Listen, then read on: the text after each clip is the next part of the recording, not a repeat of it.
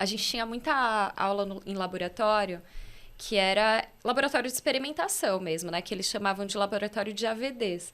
Que a gente tinha que simular, por exemplo, simula que você tem baixa visão, né? E aí a gente utilizava algum aparelho para simular baixa visão.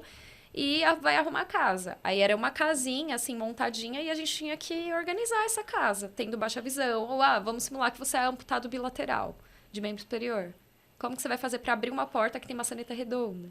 Então, assim, a gente tinha que simular tudo isso e criar alguma solução, né, para aquela demanda.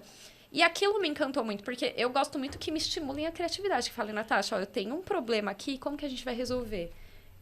Eu acho que para mim é uma coisa muito direta, né? Eu não fico pensando no problema, eu fico pensando na solução. E aí, acho que naquele momento, quando trouxeram para mim, falaram assim, se você é amputado bilateral e tem uma maçaneta redonda, o que você vai fazer? Aí era um trabalhinho lá em trio, a gente transformou a maçaneta redonda numa maçaneta de alavanca. E aí deu tudo certo. E aí, naquele momento, foi quando caiu minha ficha e eu pensei, eu tenho o que fazer na TO, né? Porque eu consigo dar mais qualidade de vida para essas pessoas que acham que não tem possibilidade, que era uma coisa que eu já tinha vontade desde lá do meu trabalho voluntário.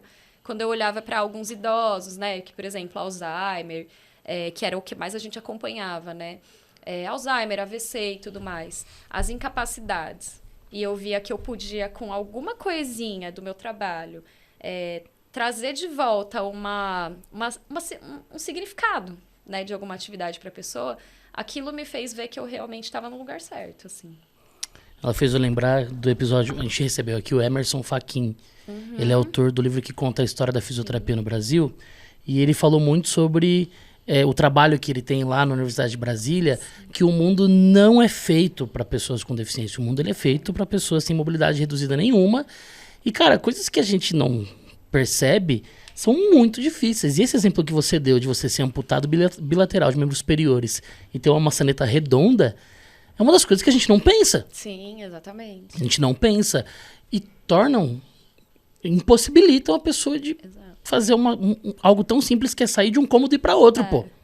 Exatamente isso. E para as pessoas é muito básico. Por exemplo, já me falaram assim, mas Natasha, então por que em vez de vocês terem a maçaneta redonda, por que não comprou outra maçaneta de alavanca e substituiu? Aí a gente tem que pensar, e se for um paciente de SUS que não tem condições de gastar R$ 1 com isso? Você acha que ele vai gastar com o medicamento que ele precisa, por exemplo, que às vezes não tem pelo SUS, ou você acha que ele vai gastar trocando a maçaneta da casa dele, sendo que alguém pode abrir, entendeu? Então, assim, para ele a solução é depender de outro. Uhum. Né? Então, é bem complicado, assim, né? E para o nosso dia a dia, para quem não tem nenhum tipo de dificuldade, seja ela física, cognitiva, e enfim, não consegue enxergar, né? E é uma coisa que eu falo muito, que não tem empresas, por exemplo, que pensam nesse tipo de solução, de soluções para atividades da vida diária. Normalmente as empresas pensam em órtese, prótese, cadeira de rodas. É o que a gente mais vê. Só que, por exemplo, aí você deu uma prótese para um amputado, bilateral. Quando ele vai tomar banho, ele vai tomar banho de prótese? Não vai. E aí como que ele vai abrir o chuveiro se o chuveiro for o tradicional, né? Não for o de alavanca também? Não vai abrir. Então, tem solução para isso? Tem, só que quem que vai fazer essa solução? Né? Então, é só um exemplo básico, assim, de que a gente pensa só naquela demanda específica daquele momento, mas a gente não pensa nas atividades gerais de uma pessoa.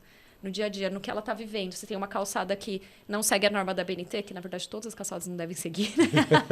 Então, assim, a gente não pensa nisso, né?